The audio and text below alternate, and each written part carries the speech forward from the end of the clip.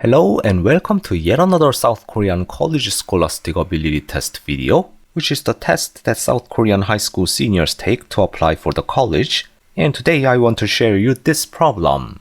For the function fx defined as kx squared e to the power of minus x, where k is positive and a real number t, let gt be the smaller value between distances from the point t, ft on the curve y equals fx to the x-axis and the y-axis. What is the maximum value of k such that the function gt is not differentiable at only one point? Alright, I am going to solve this problem, and the very first thing we need to do is to understand the graph of this function fx, which is not that difficult by the way.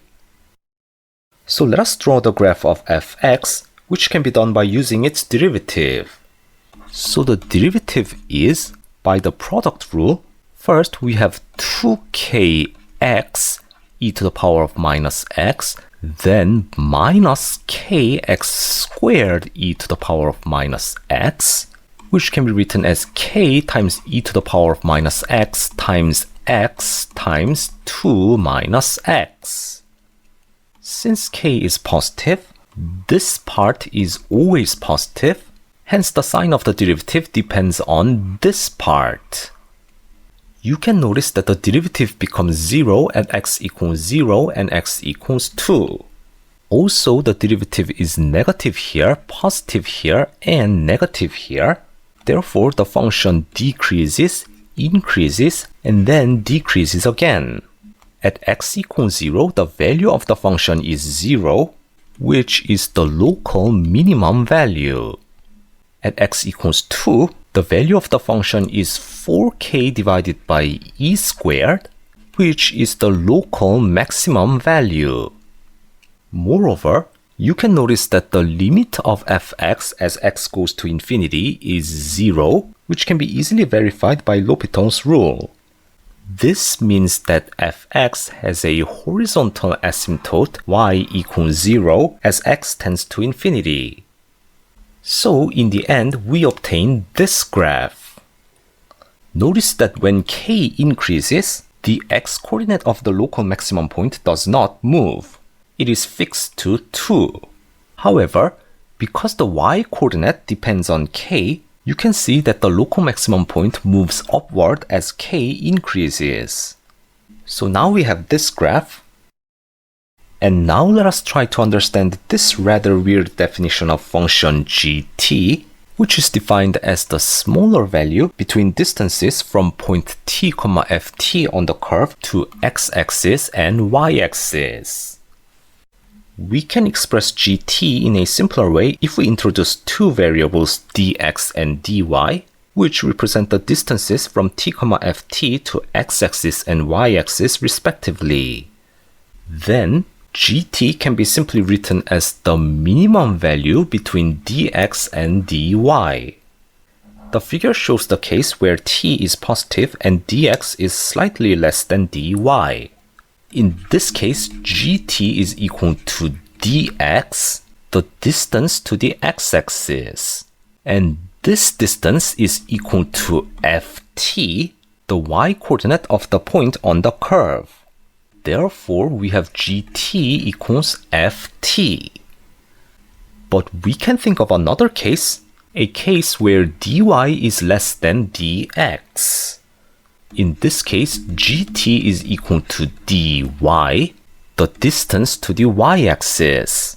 And this distance is equal to t, the x-coordinate of the point on the curve. Therefore, in this case, we have gt equals t.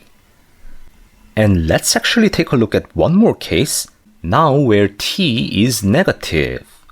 As for this point, dy is clearly less than dx, so gt equals dy, but now this distance dy is equal to minus t, because t is negative.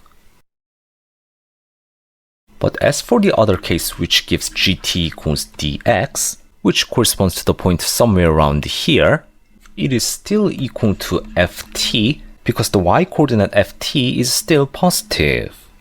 So we should be able to determine which case the given t, ft corresponds to, and we can use the graph of y equals x for that. If the point is below y equals x, then dx is less than dy, and if the point is above y equals x, then dy is less than dx. But that's only for positive t. As for negative t, we have to compare with the graph of y equals minus x. And with this, we basically have every tool to determine the graph of gt.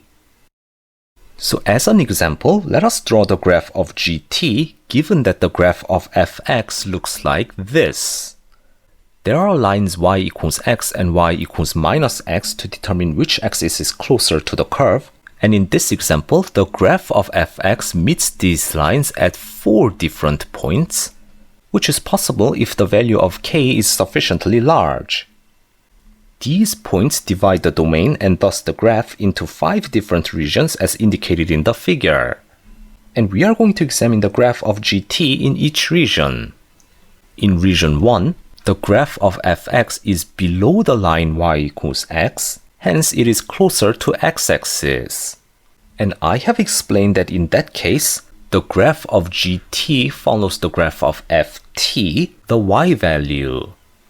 In region 2, now the graph of fx is above the line y equals x, hence it is closer to y-axis. Therefore, we have to take this distance as the value of gt, which is t. That is, in region 2, the graph of gt follows the graph of y equals t. In region 3, the graph falls below the line y equals x again, so gt follows ft again. The same goes for region 4 as well. However, in region 5, the graph goes above y equals minus x, so we have to take the distance to the y-axis, which is minus t. That is, the graph of gt follows the graph y equals minus t. So this is the entire graph of gt. And you can easily identify 3 points on the graph of gt that are not differentiable, because the slopes on the left and right of the graph are different. But the problem states that the function gt must not be differentiable at only 1 point. This means that the value k, which gives this graph of fx, is an invalid value.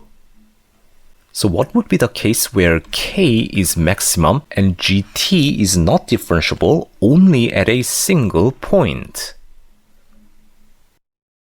Well, it is this case, right? More specifically, when k is maximum while also satisfying the above condition, the graph of y equals fx is tangent to the line y equals x. As you can see, the function gt is not differentiable only at this point right here. So our problem is equivalent to find the value of k such that the curve y equals fx is tangent to the line y equals x. And this is a really easy textbook level problem. Since the point of tangency is on the line y equals x, we let alpha comma alpha be the coordinates for the point of tangency. Then, since this alpha comma alpha is also on the curve y equals fx, it must satisfy the relation k alpha squared e to the power of minus alpha is equal to alpha. So dividing by alpha, we have k alpha e to the power of minus alpha equals 1. Next, we have the slope condition, aka the derivative condition. Being tangent to y equals x means that the slope of the curve becomes 1 at the point of tangency. Hence we have k e to the power of minus alpha times 2 minus alpha equals 1. Here, by equation 1, this part is just 1. So we simply have 2 minus alpha equals 1, which gives alpha equals 1.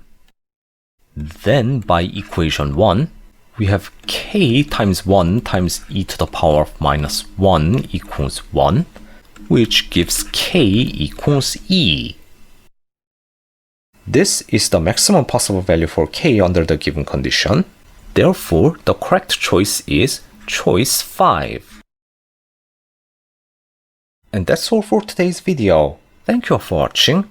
Please don't forget to hit that like and subscribe buttons if you enjoyed this video, and I will see you in another video.